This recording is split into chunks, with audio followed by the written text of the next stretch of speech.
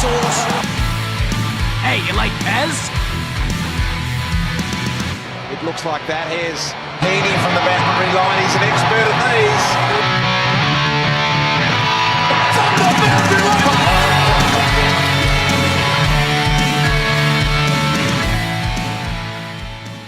Hello and welcome to Behind the Boundary podcast. I'm your host Pez. I'm here with Sauce. We are back in a different studio again, but still ready to do the same things heading into round 11. Hopefully not the exact same things, Pez. It was not a great round for us betting-wise, but we are in a different studio and we're here to talk footy as always, Pez. You know, you got to love it. We were watching the NRL before. They've got it right with the Thursday night footy, and the best we can do is talk footy. Yeah, Melbourne Storm playing tonight at Amy Park. Late start for those NRL fans, 8:05. 8:05. School night. Not sure that'd be well received in the AFL, but NFL, I'd love it. NRL, just go bang. Let's do it. Who cares? Who cares what people think? Who cares if anyone shows up to our spectacle either?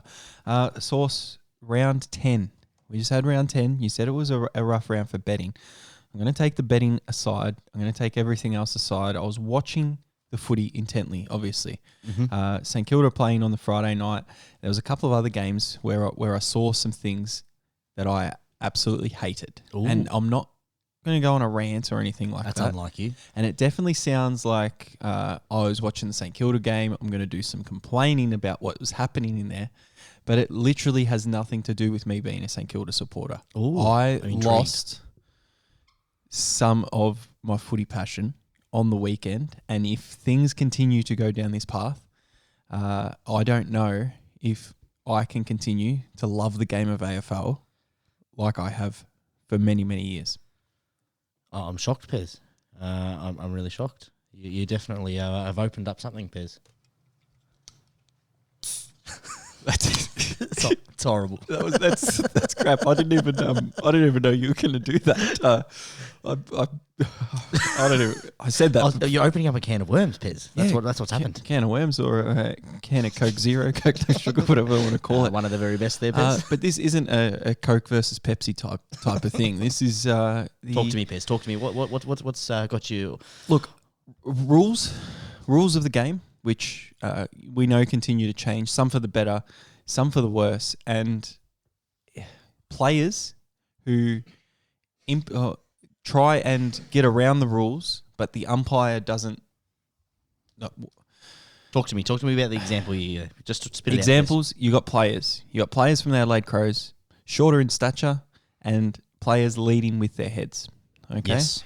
Now, it doesn't just happen for the Adelaide Crows. A lot of players do definitely it not. to try and get a high free kick. Okay, and I'm not talking about the ones where they tackle around the arms, they lift up the shoulder, it goes around the neck, and it's high. I'm not talking about ones like that. Joel Selwood special. I am talking about literally going not for the ball, but going for the other player's knee or going for them to tackle you, and then ducking down at the last second, dropping your knees, going down and leaning with your head. Now, if we're protecting the head, or if you duck into something, that's considered your prior.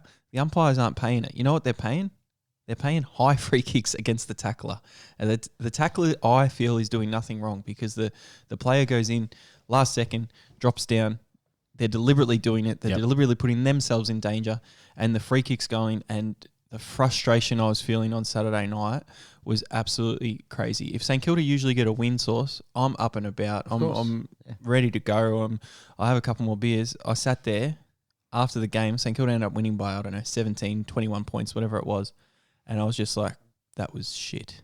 Yeah, it makes it really hard, Pez. You know, what you're talking about really, you're talking about the integrity of the AFL, the modern day AFL footballer. And, you know, you look at the AFL's values, you know, playing as one, playing with passion, playing fair and playing to win. And then that playing fair is the thing that you're definitely questioning. And it's something, I agree, I think it's something that we see influenced so much on people trying to manipulate the rules from a coaching standpoint. Now we're definitely starting to see it with players. There's certain players that originally, you know, you look at Joel Selwood who used the rules to their advantage, and they allowed some techniques and developed some techniques to gain an advantage. This is completely different. When you're putting yourself in a dangerous, a vulnerable position, leading with the head especially, and we'll address that one, it's something that makes it really hard to watch because they're going to get the free kick, they're going to get penalised, and they're going to be, you know, scrutinised for the contact to the head. But the offensive player in those situations are causing it, and it's not just the Adelaide Crows, Pez, you're right. Yeah, I saw some examples on the Sunday as well. A couple of Hawthorn players were also doing it, and it was really frustrating when the umpire actually got caught in the trap and paid the free kick. But I'm thinking, if you're an umpire, you want to protect the head, but he's lose though, Pez, because he doesn't call it. You know, the leading with the head. There's no rules targeting that leading with the head, because it creates another grey area, which we definitely don't want in footy. Another grey area. But how do you combat it, Pez? How does the AFL step in and allow it to be fixed? Because, like, outside of blowing play on, and we know that the head point has been a target point for the last, since sport really been developed, it's been come into question. But how does the AFL combat it and bring you back in, Pez, in terms of just this rule aspect? Well, it's a very hard thing to do, because players are going to do it if they keep getting the free kicks, and you've just got to not blow your whistle, and something's going to happen. An umpire's going to make a mistake, because mistakes are easy to make, especially with the rules. They're going to not blow the whistle. A bloke's going to get concussed, and then they're going to say, hey, he didn't even get a free kick, and he's gone concussed. He's gone for the ball fairly, or whatever it is. But that's the second thing. I think the rules are leading to, and they have been for many years, 5 or 6 years, leading to players. And if I was coaching junior football, it's almost like you're better to go second to the ball. You don't want to go first to the ball, because you're going to get tackled, and you're probably going to get holding the ball against you, because they don't give you that opportunity. But you're definitely looking at a junior level there, Pez. You know, the old saying of when we grew up playing footy in sports, it's attack the ball, and it's no longer attack the ball. The amount of times I've seen a 50-50 ball and the players actually slow down and focus on the body aspect, and they're looking to shepherd to allow another teammate in there, or they're just corralling the actual player so that as soon as he picks it up, they can pin him. Like, that's not what we want to see in any sport, and that's already been combated as well, because the player that picks up the ball first, if you notice these players, they go to pick up the ball, they pretend to do it. Yeah, that's right.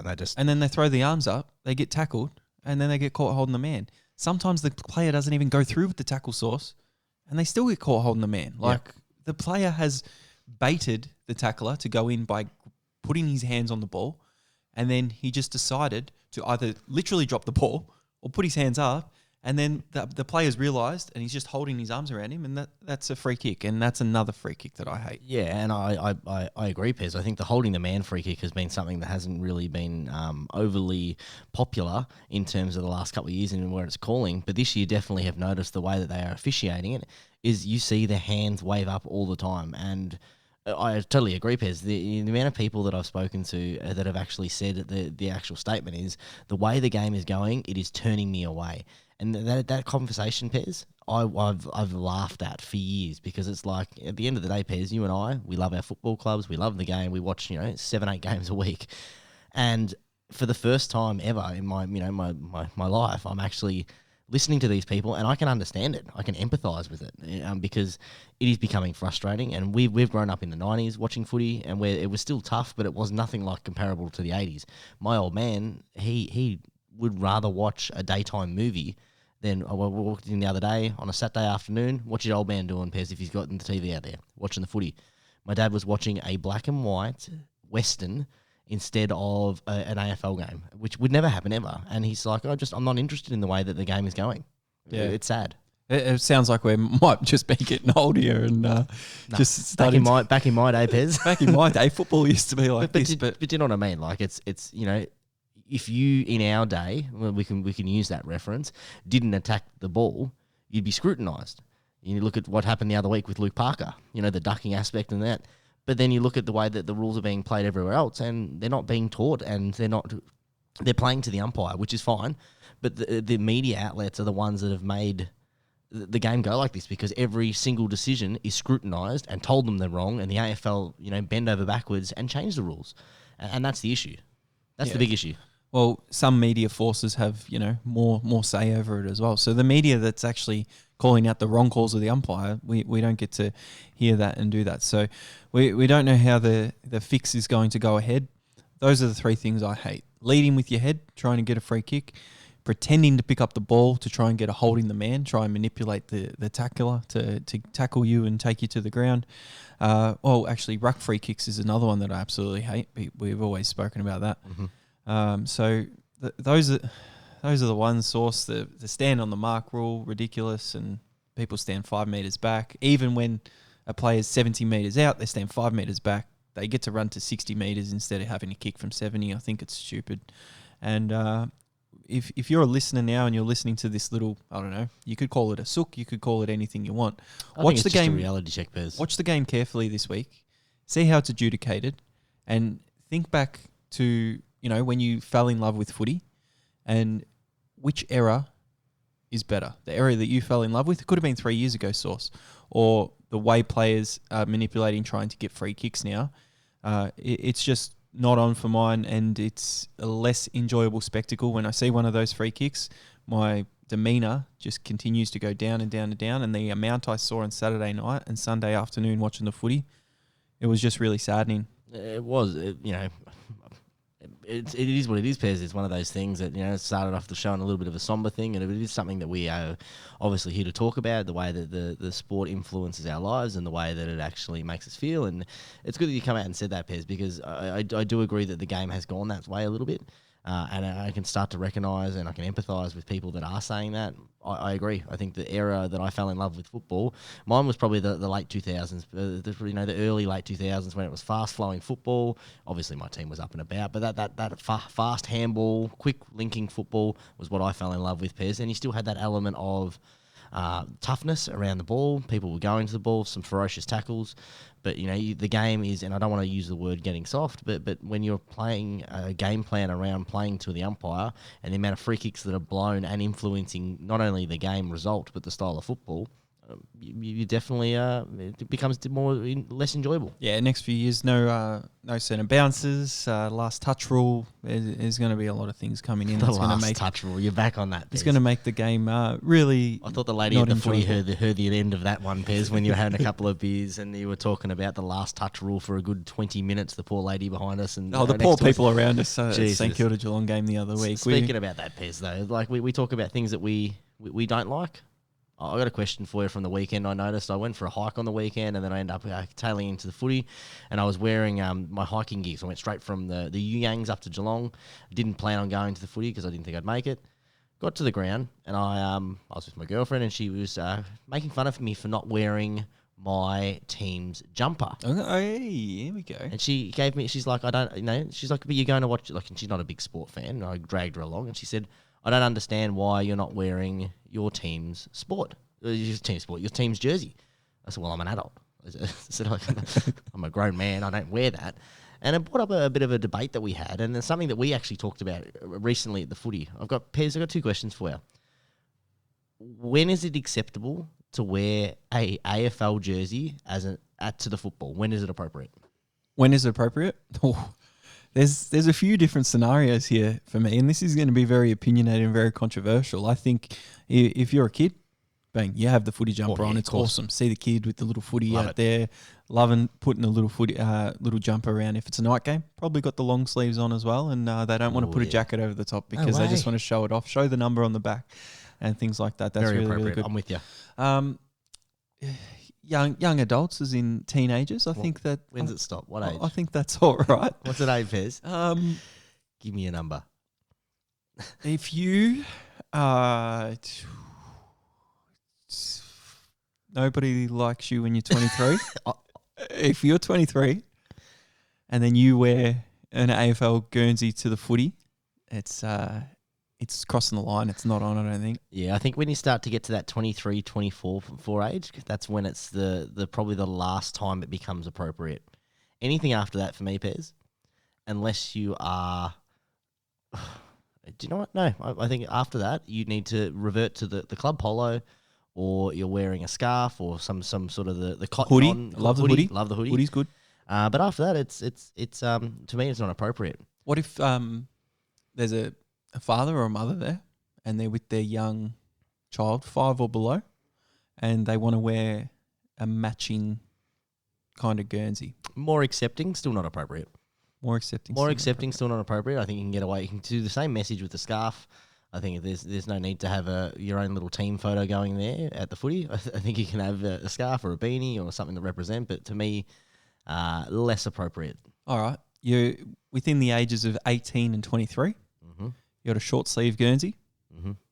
nothing underneath. Oh, that Appropriate? depends what your guns look like. Piers. If you're built like me, then yeah, no shirt at all. I would I'd wear the body paint if you've got a body like mine. Just paint it on. Just paint it on. Right. But let us know what you think at Behind the Bound, because I'd be very interested to know, and I haven't spoken to many people about this source, so I don't even know what the public consensus would be. I hadn't even thought about it, Piers, until I got attacked, and I think I got attacked because I was at the Port Adelaide game with Geelong and with the missus. But Were you wearing I had a green t-shirt. teal I had a green. Yeah, I did. hiking gear? I had a green teal t-shirt on, and I wasn't until I got to the game, and I said, "Oh, hang on a tick here.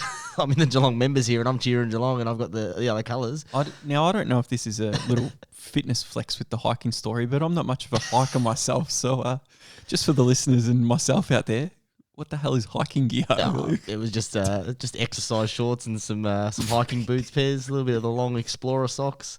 I had my backpack with my camelback going. Catman. Oh, no. Hey. Too expensive. No need for it. No need for the fancy stuff. But I got one more jersey question, Piers, and this is something that you and I always talk about. And actually, it was relevant because I spoke to a mate literally today, and he said, going to the football on the weekend, and he's an Essendon fan. I said, "Oh, that's going to be disappointing for you." Now I'm sad about football. I wonder how your mate's feeling. And he said, "No, it's going to be a good game." He said, "I'm not going to the Essendon game. I'm going to the Carlton Collingwood game." I said, "Oh, that'll be good for you. You know, you're two enemies as a football club." He said, "Yeah, one of them's wearing their Collingwood jersey, one of them's wearing their Carlton jersey." He says, "Do I wear the Essendon jersey?" Thoughts on wearing another team's jersey as an adult to another game, or even as a kid, or even just wearing it to another game. Oh, this is age old. This is borderline for the kids. Like for an adult, it's completely unacceptable. You don't wear that. You don't wear the scarf. You don't wear any other colours. The only time when I should see someone at the game with different colours on, you can be a different supporter, but with different colours on, is if they've done the double header. Oh, yeah. And they've walked across from the MCG, or they've gone the other way. They've gone the double header and they're there, and they've still got this. Where are they going to put it? They have to still wear it. That's okay. Classic. The little kids, if they're in a big group source and they've come not with their parents, but they've come somewhere the else. Oz Kickers is different, and they want to wear their jumper or do that. I think it would. Do you think it will ever get to a stage of like the NBA? You know, how you wear random player jerseys. But that only happens in Australia because it's an international sport. You go over to Chicago, there's no one who is in Chicago who doesn't follow NBA and they're wearing like an Indiana Pacers jersey. It just doesn't happen. Well, Michael Jordan, Washington Wizards jersey? Nah. No? Nah. Never. Oh. It's a very unique one. Do you think the kids are ever going to change that, the younger generation? Well, it's interesting you say that because I do know some younger blokes who actually went and purchased the GWS gear when they all came out because they liked the way that the gear looked, and they love AFL, and there's 3 blokes and they don't actually have a team, they just follow AFL, so they've got 3 or 4 different jerseys, and to me that's weird, but like just pick a team, get off the fence. But but see, NBA jerseys, I've probably got like 7 or 8 jerseys in NBA, but I go for Timberwolves. Yeah, well, you had a Timberwolves jersey, but I just stole it back off you. Yeah, my mate had a Timberwolves jersey once. Latrell Sprewell, he threw it in mine. a tree on New I didn't Year's. throw it. Was that yours? Was it? That was mine.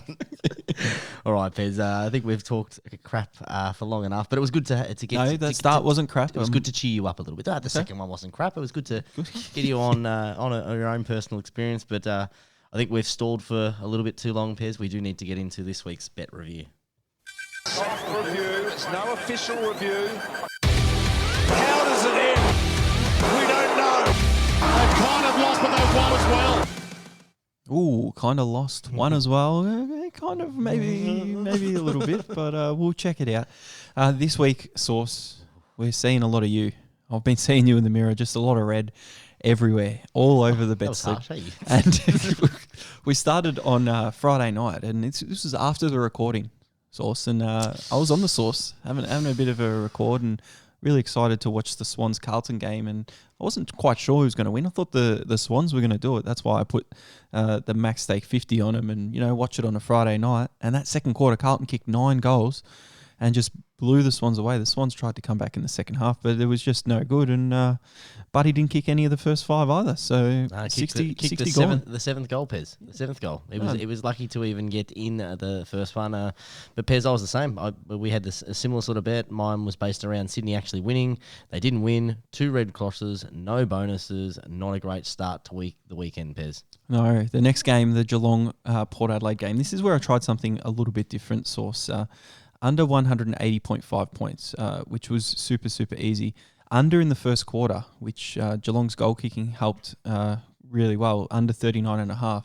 And ironically, I needed the whole total game to be over 130.5 Source. Yes. I needed a goal in the last couple of minutes. There's ample opportunities. Geelong heading inside 50, Stengel on an angle a couple of times, and they just could not get that ball through the big sticks. And I would have been laughing with the $3 get at a max, and another max lost, and a horrible start to round 10. Yeah, and I had a loss too, Pez, and the inaccuracy goal kicking wise definitely cost me because the score sheet doesn't do it justice. 3-1 for Cameron, 3-0 for Stengel, 2-2 for Hawkins.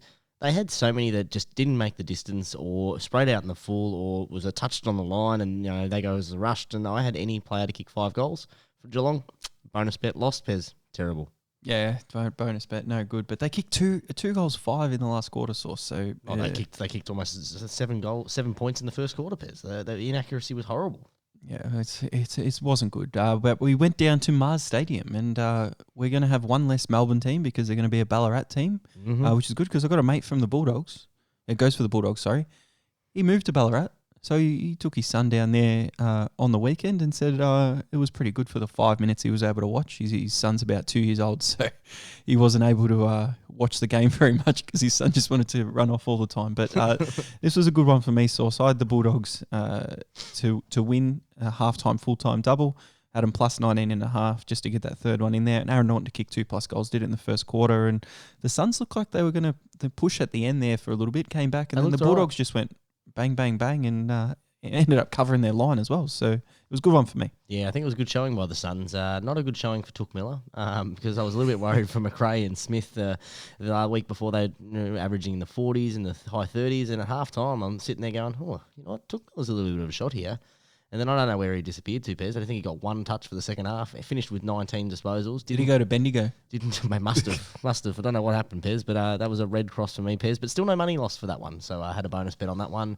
So my $75 bonus bets that I was hoping to win back from the week before, nothing. No good. Next game was North and Melbourne. And North were actually quite impressive in that first half and even into the second half because they were able to cover the line quite easily in the end. And were able to do that against the Melbourne side at the Telstra Dome. And at the Telstra Dome, North had won the last 8, so it was very nervous times for Melbourne. But after this game, 3 recruiting managers or whatever just decided, nope, not for me, North Melbourne, and I'm going to walk out on you guys. But a week before the mid-season draft, Pez, not a good signs for North Melbourne. And it seems like not everyone is a Noble fan over there, Pez.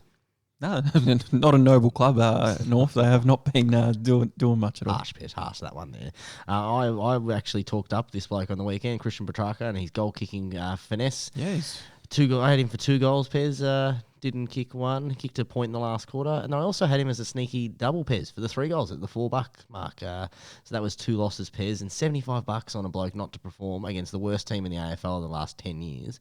Really disappointing for Petrarca. Yeah, do you know what they should? If he wins the Brownlow this year, they should just take it off him for this performance. Well, North held Melbourne, to a lowish score as well, and you think Melbourne would have kicked more goals, but the next game was a really disappointing game from my standpoint, just of the way it was officiated. We've got Adelaide versus St Kilda, and Adelaide, they squandered opportunities early, Source, and they could have been so many points ahead and probably should have won this game in the end, but St Kilda just kept pegging away and kept trying to beat the sound of, what do they call it? Sound of affirmation or whatever it is, with the Adelaide Crows fans actually umpiring the game, which was a new thing for me as well.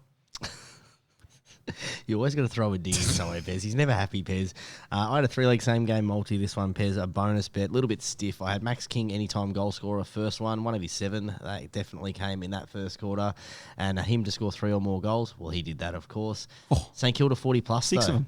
bit disappointing. And as you said, they were lucky to escape with a win with the Adelaide Crows inaccuracy, but you think they could have piled on a little bit better and helped me out with the cheeky Pez. But so far, I'm 1, 2, 3, 4, 5, 6, 0 for 6. Looking good. I had my cheeky and it was looking very, very bad for most of the game. But then towards the end, it was nearly there. I had Max King most goals. He kicked 6 sauce. His kicking was on point. And I just got a question for you. After Lance Franklin retires, who's the next most likely current player to kick 1,000? Who do you think? Got to be the King, doesn't it? Still harbored on this thing. Well, who's the next closest? Rewalt's the next closest on, 600? Yeah, he's not getting it. No, maybe Lynch? Yeah, he's not getting it. King? We're talking about the Richmond team, Essendon Pez. I just wanted you to say it. St Kilda minus 16.5, which was lucky because the 2 ruckmen kicked 2 goals in the last minute. And that wasn't good, Pez. That wasn't good for me. Over 162.5. Game score ended on 159, 160 around there. So I get a bonus or a bet return, whatever you want to call it, which I haven't used yet this week. So I will have to put that out there. Yeah, it was a little bit disappointing there, Pez, because that made me fall short. Again, them not kicking more goals. I misread that, sorry, Pez. I thought the leg I missed was the plus 34.5, but they escaped the 32.5. So I had a 3-leg same game multi. I missed the over as well. The inaccuracy early cost me for that one. But did have a bonus bet, Pez, which thank goodness I had a bonus bet because I put it to use in the next game. Oh, well, very good. With the the Neds, I didn't have a bet of a Dreamtime at the G, but a very good ceremony beforehand with all the Indigenous players getting together. Did you like it? Did you like this the festivities beforehand, the Dreamtime game? The festivities? Well, the whole, the performances and the way that they sort of celebrated the halftime. I thought it was a bit underwhelming. I didn't see the halftime celebrations, but I did enjoy how the players were willing, and the players that weren't playing, especially, that was good. Were willing to get dressed up, put the paint on, and do the dances and the war cries and things like that. I just thought it was a bit underwhelming for the Dreamtime at the G. Maybe it was because last year they had such a spectacle with all the light shows and stuff. I didn't think it's had the same sort of effect. Source is a light show type of man. Fireworks, New Year's Eve type of guy. I just thought, as I said, Pez, I didn't say I was that type of guy. I just think it felt a little bit underwhelming. I'm just compared inferring to what you are. Well, you don't need to infer because I'm telling you. You like the lights. If I was near the light switch now, I'd flick them on and off for you. I'm a ranger, Pez. Light does not go well with me. All right, let's get into the next one, Pez, because I must talk about this game. Yeah, well, the next one, I put a bonus out there. The bonus I got during the week, they're under 170.5. Not a chance. GWS nearly got that themselves, and West Coast kicked 80 odd points. They hadn't kicked over 5 or 6 goals in a while. I had them under 8.5 goals. No good. And I had the GWS Giants race to 5 goals, which got up, but in the bonus bet, didn't matter. No, Pez, and that one was really interesting because I thought you had over 9, I thought it was 8.5, so over 9 goals, and they were stuck on 8 goals for so long, and I'm like, Pez might escape here, and then I looked at the bet, and I'm like, no, he's already lost it, boom, done, and then they piled it on in that last quarter, but what was really impressive, Pez, I was watching this game, I put a bonus bet on from the night before. I had a bit of a play with Josh Kelly, most disposals, and GWS lead every quarter. And Pez, unlucky. I turned it off on the fourth quarter. I was listening to it on the radio, and I switched it off, and I stopped checking my app because he got overtaken, absolutely annihilated by Canelio. Lost by and 7 Perryman. disposals. Yeah, lost by 7 disposals. Yep, unlucky. And then I got home, did a little bit of work, opened the app to have a bit of a punt on the Dockers games, and I sent you a cheeky little screenshot, Pez, which you used for the here. I had the nice little win because it was Category A, and he won on 29 disposals. Cornelia and Perryman not in Category A, you little ripper. Wow, you've escaped with that one. That is awesome. Free money, Pez, $246 straight to the source's account. So money, that's the best type of money. That's a great money money. You thought you already lost, Yep. and you open the account and you see a little bit extra. Twice I thought I lost it. And you're like, holy hell, how good is that? I thought I lost it in the Richmond game, Pez. Well, I knew I lost it. And then I thought I lost it again when I turned off the radio, pissed off driving home, thinking, how am I going to salvage my round and have to bet on the Dockers game? And then sat there and went, don't need to do Don't shit. worry about it. Well, the next game was a very interesting game, if I do say so myself. Great last quarter. I had Brisbane minus 18.5, under 170. No good. None of those got up. I had a bonus stake on that from my multi, but just Brisbane to capitulate. 22 points up towards the end of that third quarter, and then Hawthorn just come out and they just won the ball out of the middle, got the ball forward easily, kicked it to the right spots, and Brisbane just stopped. It was all credit to Hawthorn. Only team Chris Fagan hasn't beaten is Hawthorn. Is that still going? That's still going because he's the only team that he has not beaten in his career is Hawthorn. And they have, just like we spoke the other week with the Swans, Pez, and Gold Coast, Hawthorn and Brisbane, the boogie teams, Pez. So, new rule, all listeners there, if Sydney play against Gold Coast, You bet Gold Coast. I was going to say don't bet on it because Sydney are going to win sooner or later. Nope. And if Hawthorn play Brisbane, you don't bet it. You double down and you bet all of it on Hawthorn. or you double down and you multi it up if it's close in rounds. The J-Rock special from the week before, Pez. Multi up all the terrible bets. You get one.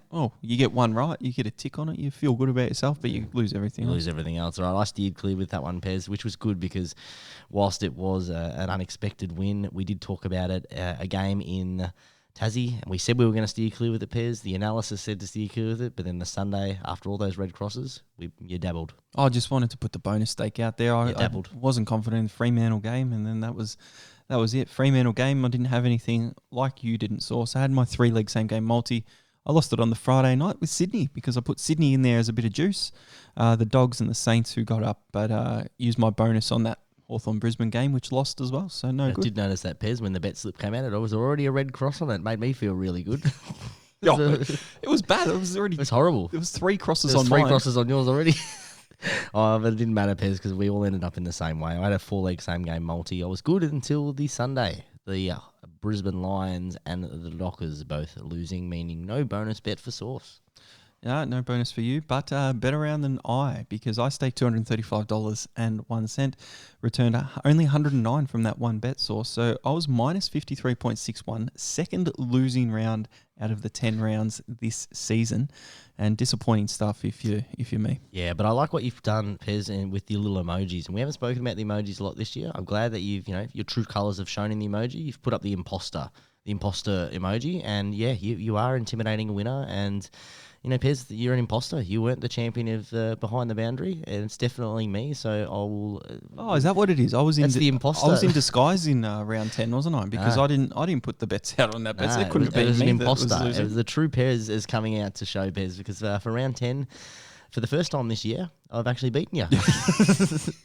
Staked $210.01 and returned on the one bet $246 with an ROI of 17.1%. Oh, you'll take it. I'll take it that round. I'll take that. So, all right, my year to date, staked $2,465.04, returned $3,845.62 for 56% ROI. Yeah, man, it means I keep climbing, Pez, with another positive round. I staked for the year $1,711.01, returned $2,211.46, Pez, with an ROI of 29.24%. Still, you'll be happy to know that with your plus 17%, it went down. It went down because I was thinking 30% last week. But Pez, still a great place to be as a punter. We're sitting just on, I'm going to say the 30%, and you're sitting at 56. You got to love it. You can't dwell on the bad rounds. They are going to come. The losses are going to come. People follow people on Twitter and they go, "Oh, they've won 14 in a row, and now I'm going to follow them and they're going to lose this week." But it's all good because the bet slip of round 11 is going to be another winner. The fact that the size of the bets was relatively small. Now Bex with an opportunity about 50 metres out. I was with a mate and we were getting sort of ready to leave, and he said, I think I'm going to whack 10 on Maxi. Do you want some as well? And I said, Oh, yes!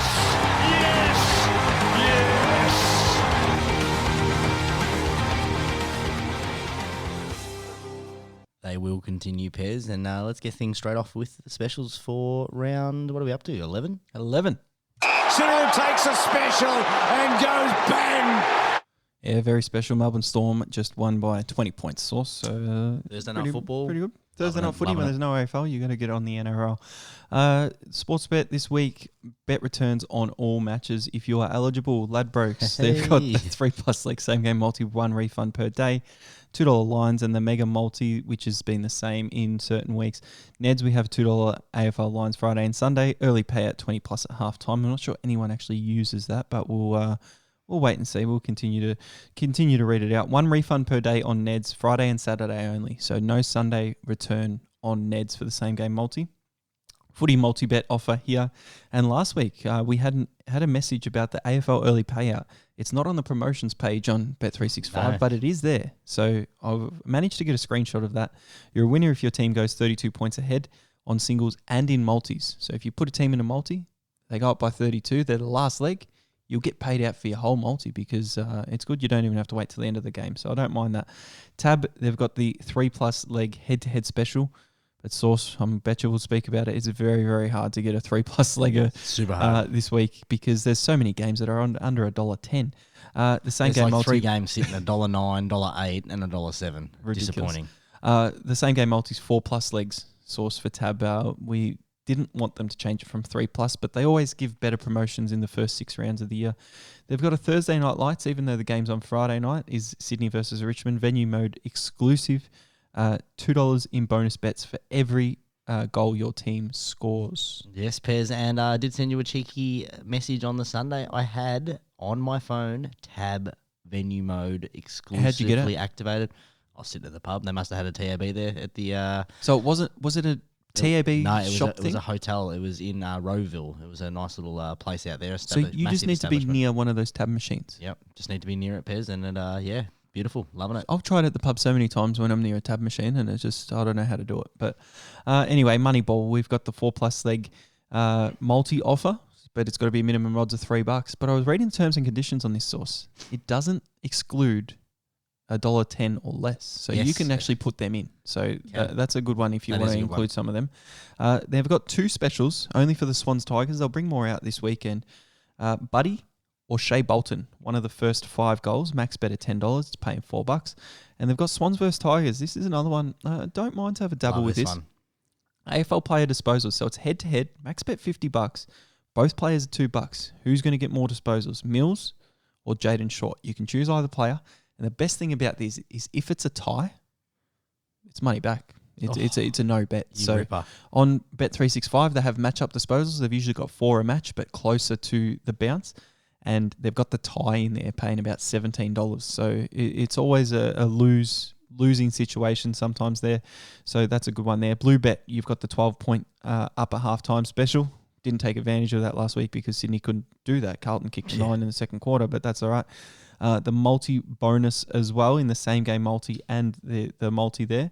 And they've got Dusty and Buddy to combine for 40 touches and 4 goals at $4.50. Absolutely horrible. Horrible. And speaking of horrible, we get on to my favourite one, Pez. Pickle bet. I'll piss off with you, Pickle bet. Buddy Franklin to score 4 goals and Sydney to win, $5. That's probably the best one of the lot, to be honest. Charlie Cameron to score 4 goals and Brisbane to win by 25+, $4.10. Bailey Smith, anytime goal scorer, $5.50 Pez. Oh, as well as Cody Waitman to kick 3 goals. What? Yep. And Carlton to win and Charlie Curnow, the revived full forward from Carlton. Jeez, good 5 goals goals last week. $5 There's that one. That's not a bad one either. Surely you get more on the other ones, but we go from there. There's the specials. It's out on Twitter at Behind the Bounce. So jump on, have a look. If you want to add your pickle bet screenshots in there, you can put them in there, and then I might just click on the delete comment, and we'll see how we go. That's it, rude there, Pez. I mean, I feel like you can jump on any sort of betting app. There's that many betting apps out there. You could just put a word and then put bet at the end of it, and you're done. Table bet, Chair bet, char bet, char. Yeah, well, I was about to say chair, then you cut me off. What's char? Donut bet, Char grill for the hot sauce. Donut bet, bring it through the hole. Oh, I don't mind a donut bet. You know, I actually don't mind that. You might sprinkle some winnings on it. There we go. Hey, we're getting a patent on that. Yeah, it's behind the boundary patented, so you can't take that idea. I love it, and that's the icing on the donut there, Pez. So let's speak about getting some wins, Pez, and jump into our first game. Disappointingly on the Friday night. Yeah, let's make some dough. Cracker. Oh, nice. Hopefully, I'm not going to make a nut joke, but hopefully allergies are aside there. We've got gluten-free options, do we? Gluten in donuts? I don't know. Yeast. No idea. Take gluten. Anyway, we're not a cooking show. We are a winning show, Pairs. So let's get into where our fans can win some money. We head over to the SCG, 7:50 time slot tomorrow. 157 favourites are the Swans after a disappointing performance in Melbourne. Richmond, the outsiders, 235. The line minus 10.5 over 169.5. Very nice, Pairs. Can the Swans bounce back, or is Richmond's dynasty continue to stay alive with their resurgence in the second half of the first half of the season? Yeah, intriguing game here. A couple of big omissions. You got Tom Lynch and Kane Lambert, who are actually out for the Tigers. We got Marlon Pickett and Graham, who come in. Tom Hickey is injured as well, who people might see him as a big one. And Josh Kennedy injured, who's been playing well since he was the sub down in Tasmania the other week. So a couple of big outs. It's interesting the structure of Richmond's forward line here, because you got Jack Rewald up there.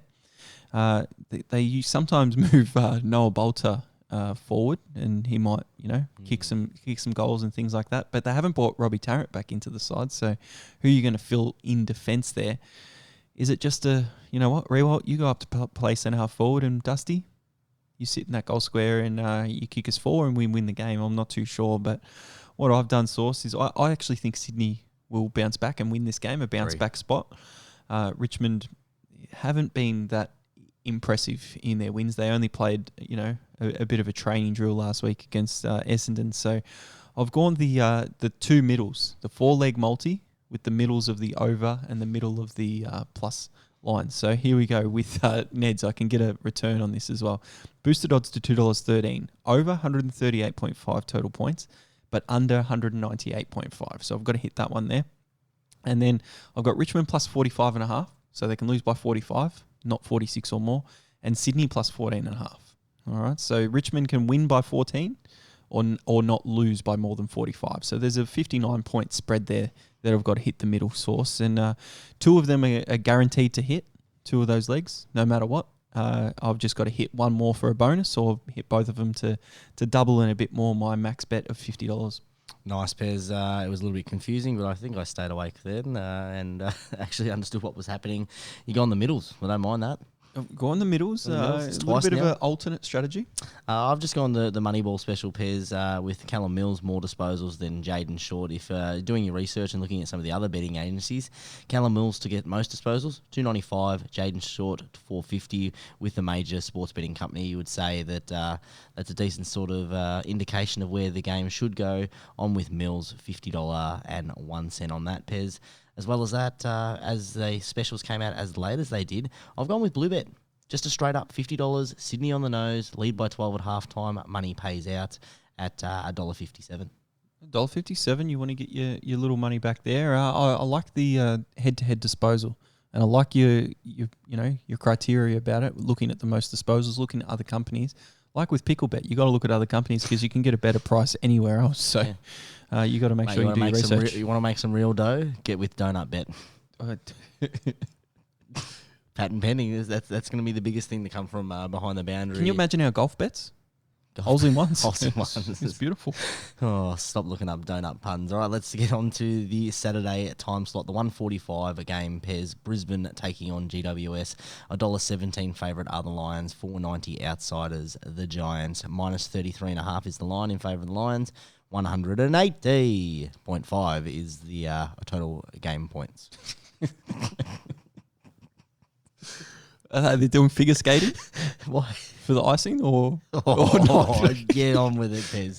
Brisbane versus the Giants. Now, I have been having a bit of a look, and last week, the Giants, I know it was against West Coast Source, but they changed their game up. They just went hammer and tong, we're going to try and score. Scored 140 points. West Coast scored 80, 89 themselves. But I think the Giants aren't looking to defend and play the boring game style like Leon Cameron was. I think they're looking to attack. So I've gone the alternate total points. I've put it in a 3-leg same game multi with Ladbrokes. Alternate total points. I've gone up above where it's meant to be. I've gone over 199.5. So it's going to be 200 plus points in this game, both teams combined.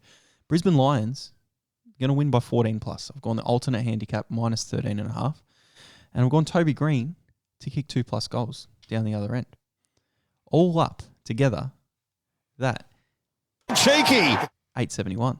$25 on it. Pez. I'm going to stick with the donut theme. I like that a whole lot. Oh, here we go. That's pretty good because I've gone Cheeky! as well, Pez. I totally agree. I think that the game plan that they were running was extremely highly offensive, and I think it's something that Brisbane are going to struggle with. You know, when teams try to defend Brisbane, they get opened up, but when they try and just worry about their game and they attack, and some of the players are developing some new roles, I think that the Giants can actually make this game pretty competitive. I've gone 3-leg same game multi pairs. I've gone with the Giants, the plus 33.5 line. I think that line is way too big for, a new coach, and after a big win, and then Brisbane need to respond. I think that they might try and defend a little bit, but that will not work for the Lions. I've gone GWS race to 3 goals pairs, which is probably the cheekiest leg there, about $2 something, and Stephen Coniglio to continue his form in that midfield. I know Lockie Whitfield is going to return, but I think he can get 25 or more disposals pairs. $10 on that one at $6. Yeah, hopefully for me, I've got to get over 200 points. Hopefully the players don't just glaze away. Oh, Pez. Jeez. I've got to stop. No, you don't have to stop. I love it.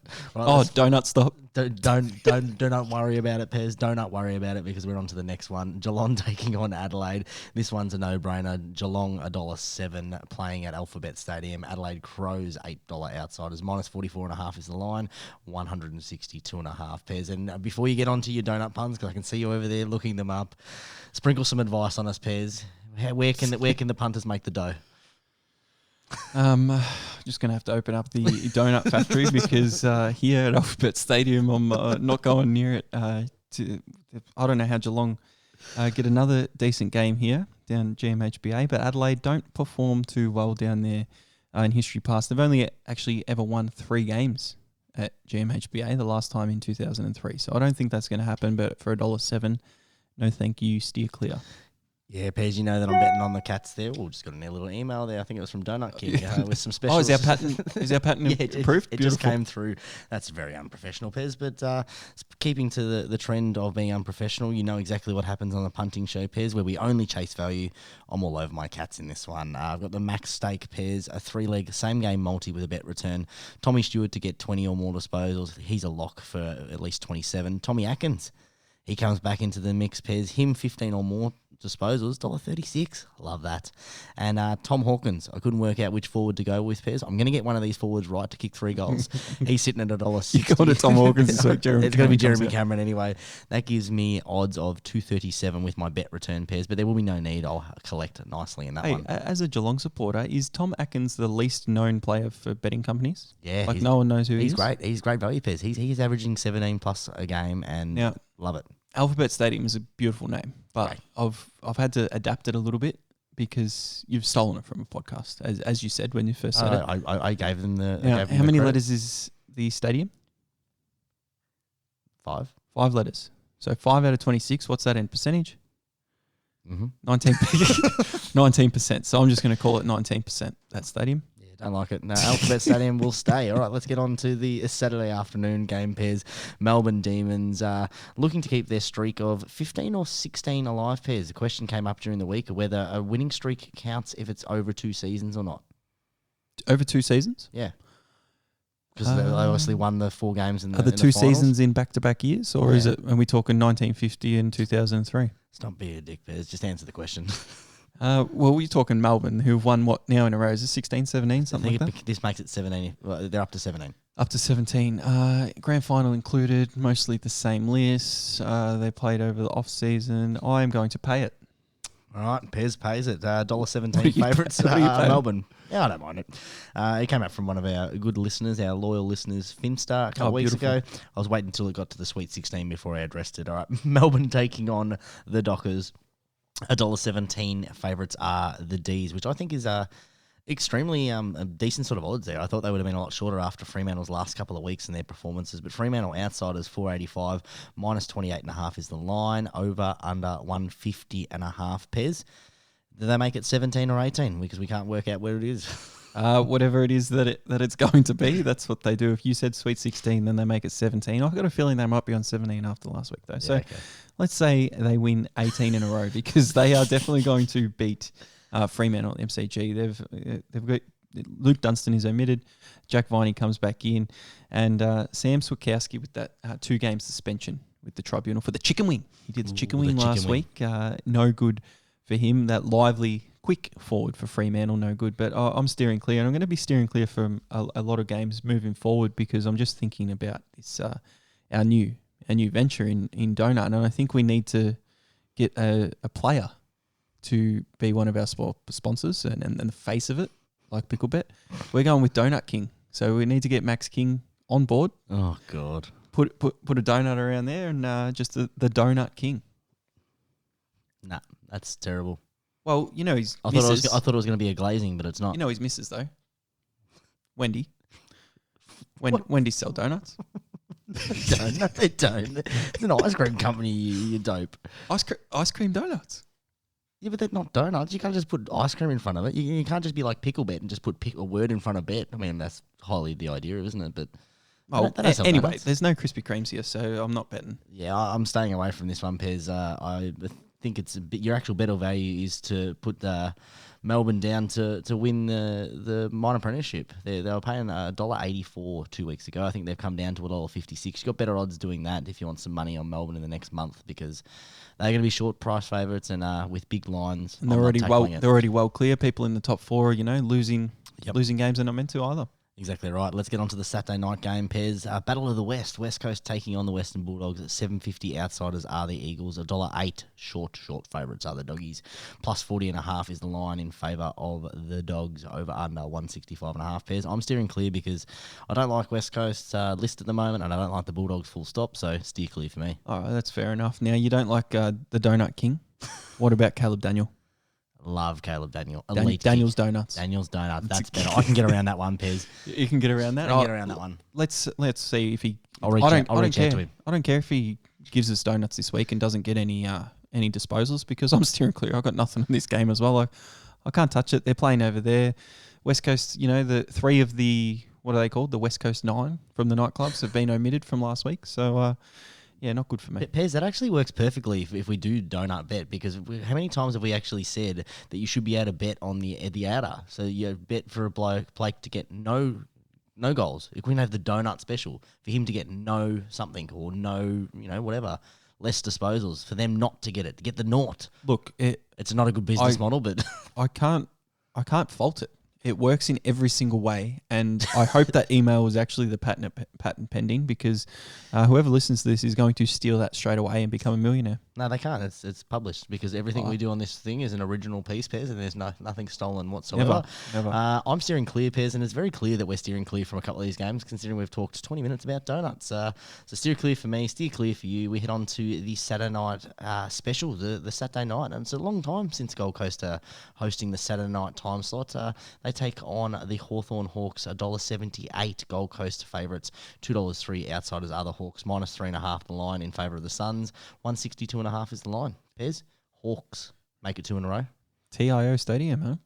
Up there in the Northern Territory. If this was at Metricon, I would have been more on Gold Coast. But what I've had to do is I think Gold Coast win this game, and I've touted it a long way out. But am I underrating Hawthorn Source? Be honest with me here because I just still don't rate them. I still don't rate them either, this season at the footy club. And I think it might be my demise and my downfall with my 56% ROI, whatever it is, and it might continue to go down on these Hawthorn games.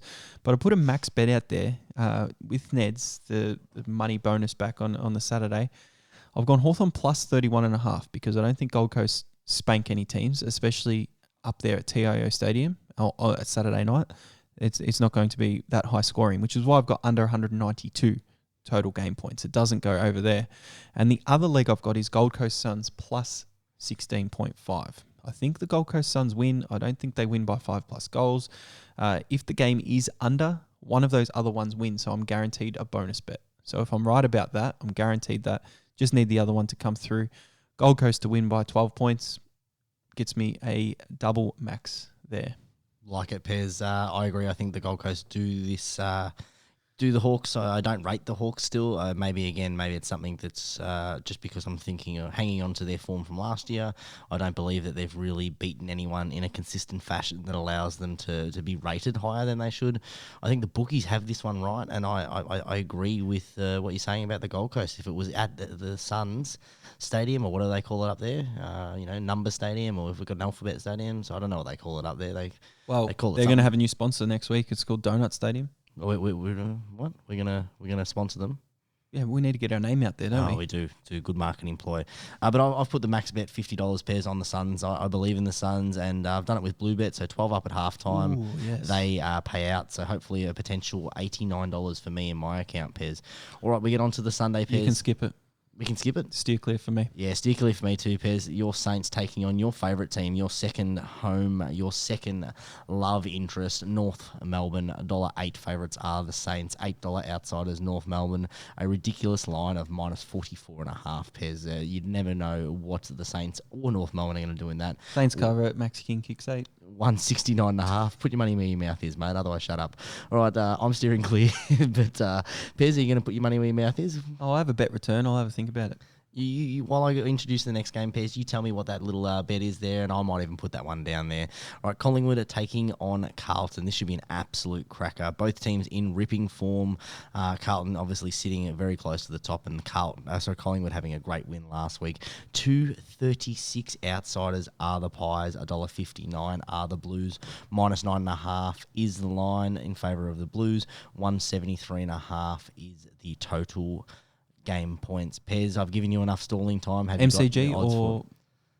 No, about Collingwood that? MCG or... Sorry? Is this at the MCG?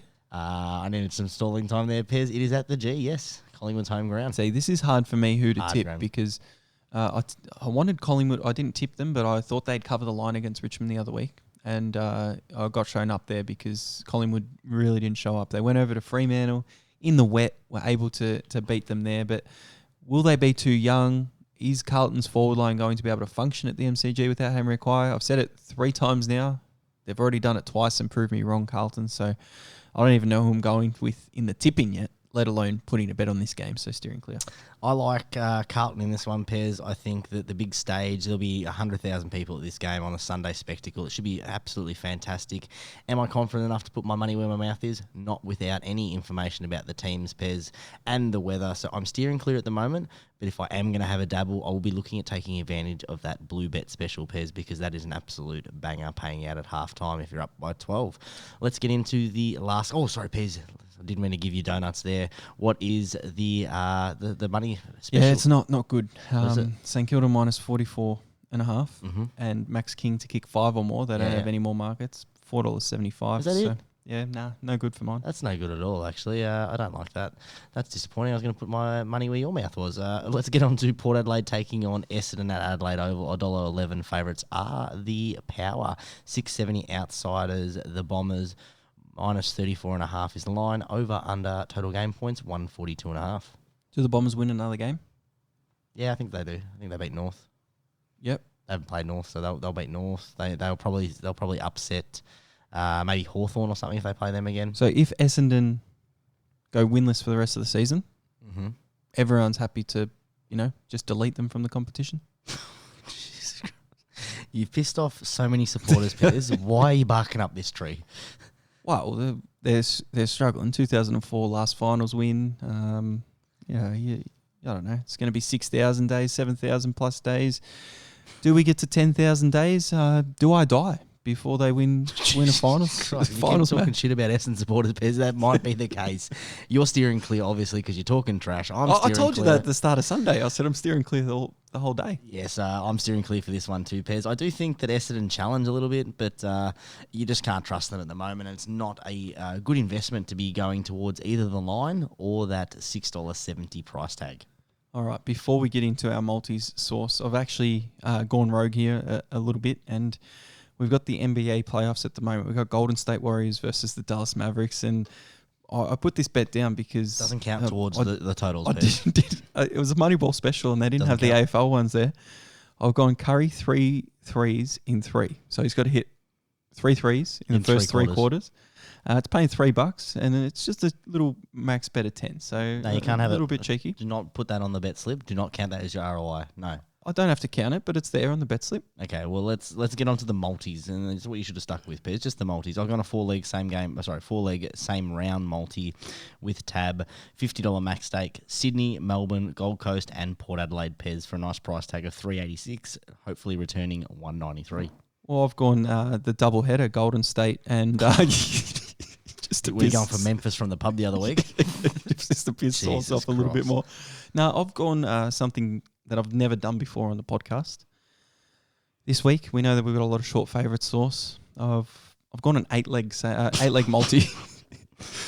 I've gone an 8-leg multi here. So I've gone Sydney Swans to beat Richmond, Brisbane to beat the Giants, Cats to beat the Crows, Demons to beat the Dockers, Eagles to beat the Bulldogs, Saints to beat North, Gold Coast to beat the Hawks, and then Port Adelaide to beat the Bombers. 8 legs. You know what it gives you? Only $6 this week. Which game did you leave out? Which game did I leave out? Yeah, there's 9 games. There is 9 games. So which game did you leave out? Carlton Collingwood. Carlton I Collingwood. couldn't decide yet. I soft told as you. Butter, mate. Soft as butter. I told you. You don't back your tipping? You're not going to get 9 this week?